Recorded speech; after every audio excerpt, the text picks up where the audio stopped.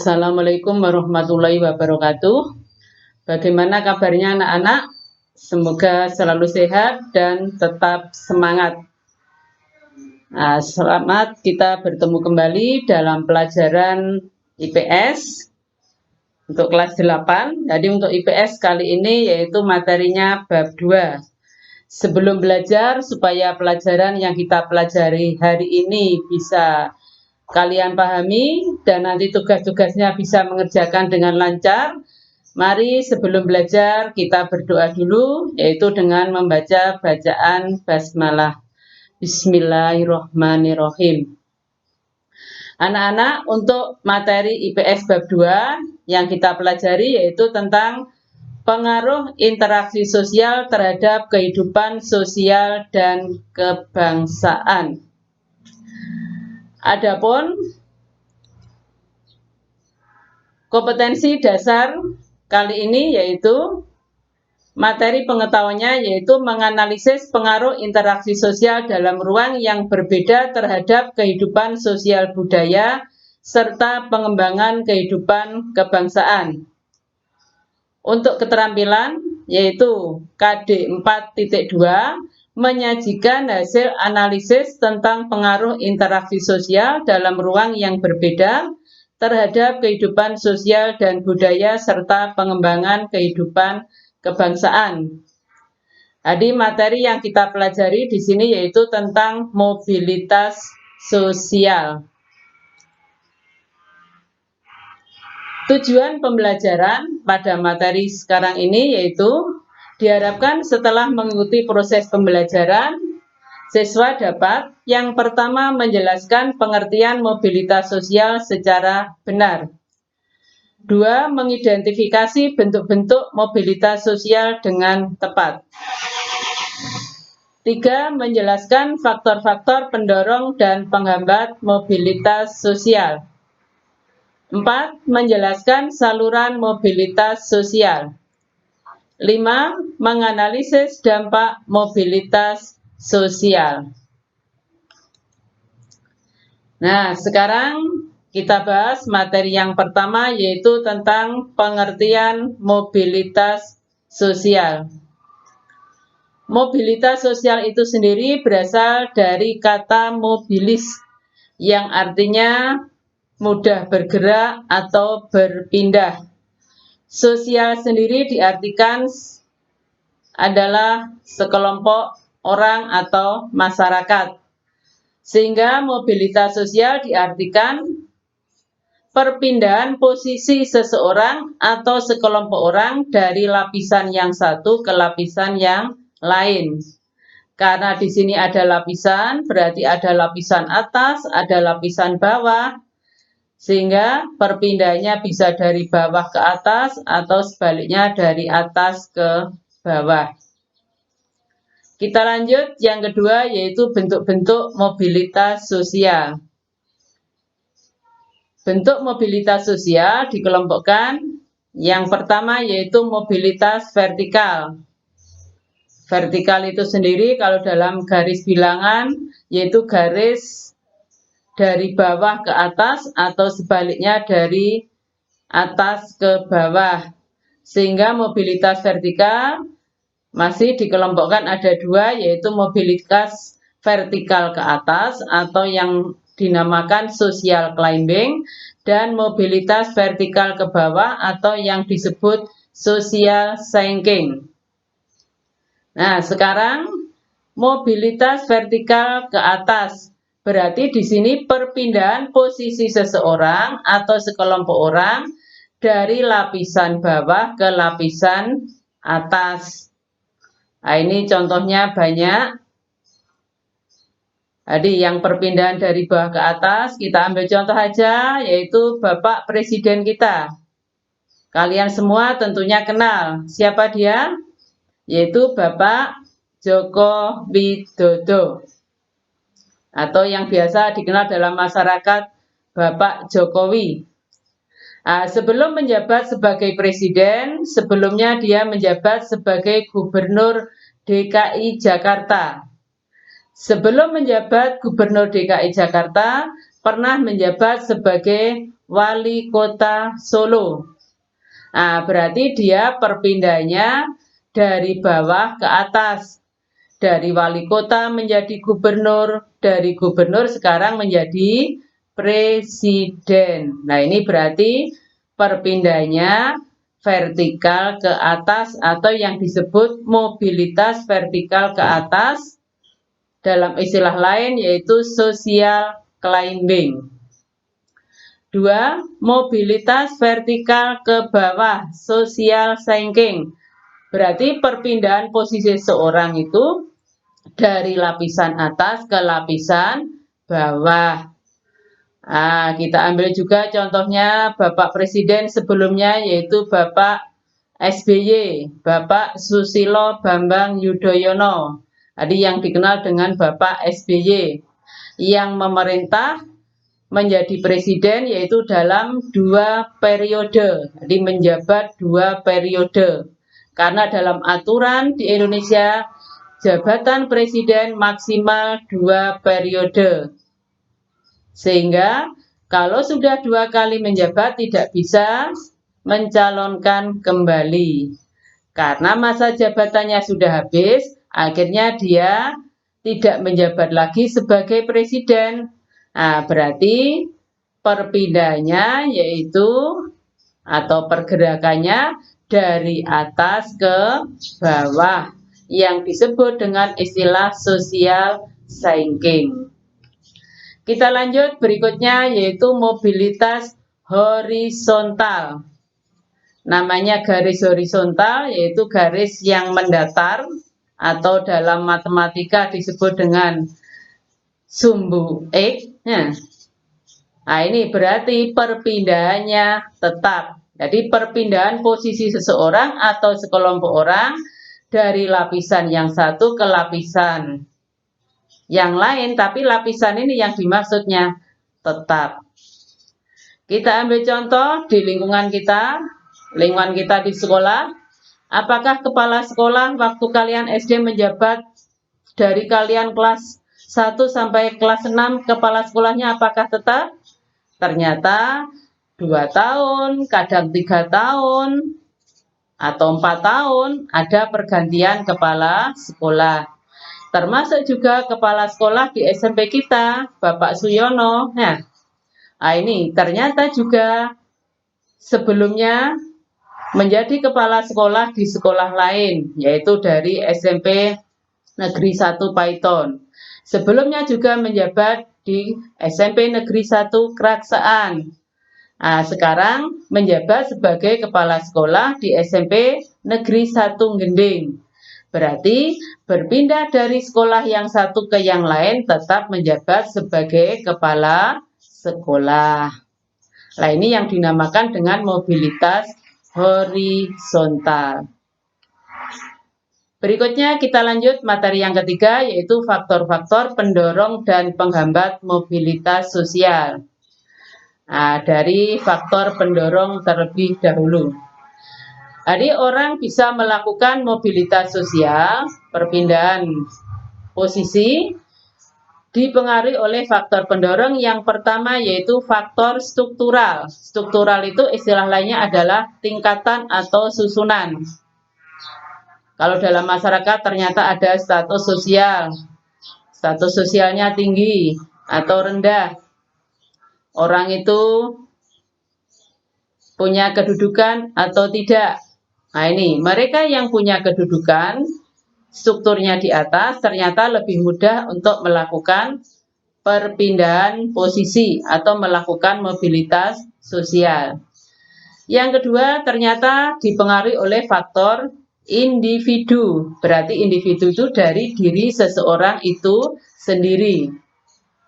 Nah, kita lihat pelajar ada yang sangat rajin belajar, ada yang malas belajar.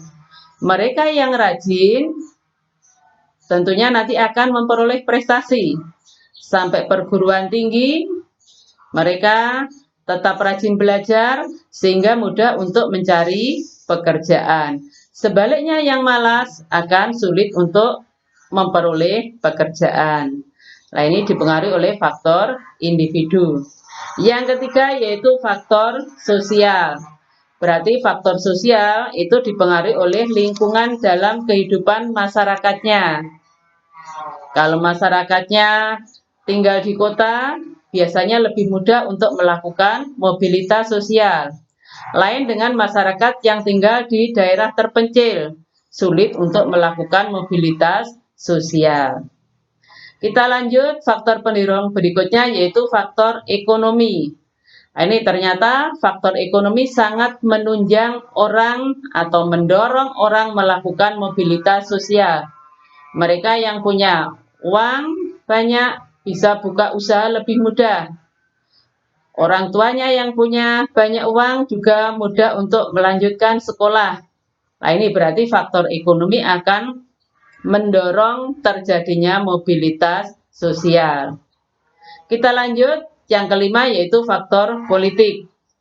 Nah, ternyata faktor politik juga akan berpengaruh pada mobilitas sosial. Kita lihat di dunia politiknya, orang bersaing ingin memperoleh jabatan, mulai dari di daerah ada pemilihan misalnya calon anggota legislatif, anggota DPR, tingkat kabupaten. Nah, ini berarti faktor politik akan mempengaruhi mobilitas sosial. Yang terakhir, faktor pendorongnya yaitu faktor kemudahan dalam akses pendidikan. Jadi dunia pendidikan ini akan memudahkan orang untuk melakukan mobilitas sosial. Jadi bukan saja dipengaruhi ekonomi, misalnya orang yang tidak mampu karena rajin, nah mereka ternyata juga akan bisa melanjutkan sekolah sampai tingkat perguruan tinggi. Nah, sekarang kita ambil contoh dalam dunia pendidikan, pemerintah menyediakan beasiswa. Jadi dari SD sampai SMP ada dana BOS, berarti gratis sekolah seperti kalian kan tidak ada dipungut biaya pendidikan. Bahkan SMA juga ada dana BOS. Nah, mereka yang rajin dari SMA bisa melanjutkan ke perguruan tinggi meskipun keluarganya tidak mampu atau orang tuanya tidak mampu. Nah, ini bisa melalui program namanya bidik misi, yaitu biaya pendidikan mahasiswa miskin berprestasi. Berarti bagi mereka yang miskin tapi punya prestasi bisa melanjutkan kuliah, bisa melanjutkan ke perguruan tinggi tanpa biaya SPP gratis, jadi biaya pendidikan gratis, bahkan tiap bulan mendapat biaya hidup yang langsung ditransfer ke rekening. Jadi untuk makan di luar kota yang kos berarti sudah dibiayai oleh pemerintah. Nah, ini berarti pendidikan akan mendorong terjadinya mobilitas sosial. Kita lanjut berikutnya, yaitu faktor penghambat. Selain pendorong ada faktor penghambat. Faktor penghambat mobilitas sosial. Yang pertama yaitu kemiskinan.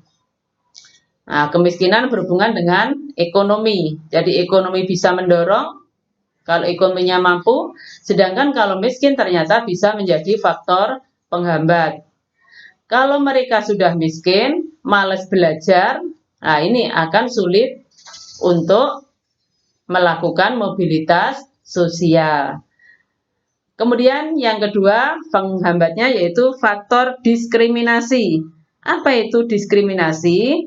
Diskriminasi adalah pembedaan perlakuan karena alasan perbedaan suku, ras, agama, golongan. Nah, ini terjadi pada masa penjajahan. Kalau sekarang sudah tidak ada lagi diskriminasi. Jadi pada masa penjajahan ternyata yang bisa sekolah hanya golongan masyarakat tertentu saja. Mereka yang miskin ternyata tidak bisa memperoleh akses pendidikan atau tidak bisa sekolah. Kita lanjut berikutnya yaitu saluran-saluran mobilitas sosial. Jadi apa jalannya orang bisa melakukan mobilitas sosial? Melalui apa orang bisa melakukan mobilitas sosial? Yang pertama yaitu melalui pendidikan. Jadi makanya kalian sekolah harus belajar yang rajin. Ternyata pendidikan ini sangat menentukan orang bisa melakukan mobilitas sosial. Dari yang mobilitasnya lapisan bawah bisa ke lapisan yang atas. Nah, itu dipengaruhi oleh faktor atau melalui faktor pendidikan. Yang kedua yaitu melalui organisasi politik. Nah, kalau menjelang pemilihan legislatif, kita banyak melihat gambar-gambar yang ada di jalan ya, banner-banner, pamflet ya, siapa calonnya ternyata banyak sekali. Jadi mereka bertujuan untuk memperoleh status sosial yang tinggi. Akhirnya berebut dalam suatu organisasi politik. Ingin menjadi anggota legislatif, anggota DPR, ingin menjadi bupati. Nah, ini termasuk dalam organisasi politik. Yang ketiga yaitu organisasi ekonomi. Nah, organisasi ekonomi itu banyak. Contohnya ada koperasi. Nah, koperasi tentunya di situ ada pengurus, ada ketua, ada bendahara, ada sekretaris, ada yang hanya sebagai anggota. Yang keempat yaitu organisasi profesi.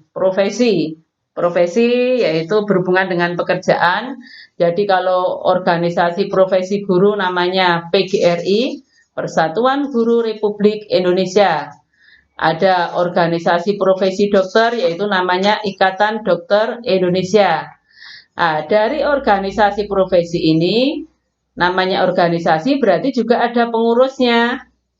Nah, mereka bisa menjadi jabatan sebagai ketua, sekretaris, bendahara, atau ada yang hanya sebagai anggota seperti dalam organisasi ekonomi tadi. Jadi organisasi profesi juga merupakan saluran dalam orang melakukan mobilitas sosial. Berikutnya yaitu dampak mobilitas sosial. Nah, mobilitas sosial ini berdampak bisa mendorong seseorang untuk lebih maju. Nah, orang miskin ingin dikenal masyarakat, orang pintar ingin dikenal masyarakat, akhirnya harus yang tadi pintar harus belajar lebih rajin. Yang miskin juga harus berusaha sekuat tenaga bagaimana mereka bisa menjadi lebih maju. Kemudian yang kedua yaitu mempercepat tingkat perubahan sosial. Jadi ternyata dampak positifnya bisa mempercepat tingkat perubahan sosial dalam masyarakat. Yang ketiga yaitu bisa meningkatkan integrasi sosial.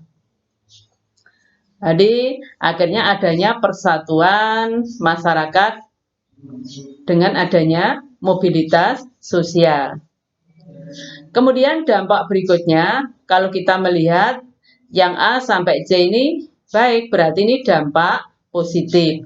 Sedangkan yang D dan E, kita lihat dengan adanya mobilitas sosial bisa terjadinya konflik, bisa menyebabkan gangguan psikologis, berarti merupakan dampak negatif. Nah, ini contoh yang sederhana yang ada di lingkungan sekitar kita. Misalnya saja pemilihan kepala desa atau kita sebut pemilihan petinggi. Karena di situ calonnya tidak mungkin satu, ada dua atau lebih, jadi dua atau lebih. Nah, sehingga kadang terjadi mereka yang tidak terpilih, lah ini tidak bisa menerima kekalahan. Akhirnya bisa memusuhi mereka yang terpilih. Kemudian juga mereka yang tidak terpilih akhirnya terjadi gangguan jiwa. Makanya setelah pemilihan anggota legislatif biasanya banyak orang yang stres. Akhirnya rumah sakit jiwa banyak pasiennya. Nah, ini dampak dari mobilitas sosial. Semoga dari semua yang Bu Guru jelaskan tadi kalian paham. Ini yang terakhir yaitu tugas. Seperti biasanya tiap pertemuan pasti ada tugas untuk mengetahui apakah kalian sudah paham dengan materi yang sudah dipelajari. Tugas kalian yaitu seperti biasanya nanti tugas ditulis di lembaran kertas folio bergaris, kemudian dikumpulkan sesuai dengan jadwal yang sudah ditentukan. Tugas yang nomor 1, carilah 5 orang tetanggamu yang mengalami mobilitas sosial. Jadi mereka yang mengalami perubahan status sosial. Bisa juga keluargamu, misalnya orang tuamu. Kemudian yang kedua, tuliskan secara singkat proses mobilitas sosial yang terjadi pada orang tersebut. Jadi prosesnya bagaimana? Misalnya mereka mencalonkan sebagai petinggi. Dan yang lain misalnya ada tetanggamu orang miskin, ternyata putrinya bisa sekolah sampai perguruan tinggi. Akhirnya bisa bekerja, menempati posisi jabatan yang bagus di tempat kerjanya. Yang ketiga, tuliskan faktor-faktor yang menyebabkan mereka mengalami mobilitas sosial. Jadi faktor apa saja tadi? Misalnya bisa faktor pendidikan, bisa individu, sosial, dan sebagainya. Yang terakhir yaitu identifikasi bentuk-bentuk mobilitas sosial yang dialami oleh mereka. Tadi 5 orang, nah ini mobilitasnya bentuknya apakah vertikal yang dari bawah ke atas atau vertikal dari atas ke bawah, atau mobilitasnya yaitu yang horizontal. Selamat mengerjakan, saya ucapkan terima kasih. Kalau ada kekurangan dari Bu Guru mohon maaf. Selamat mengerjakan. Kita akhiri dengan bacaan hamdalah. Alhamdulillahirabbil alamin. Kita akhiri. Wassalamualaikum warahmatullahi wabarakatuh.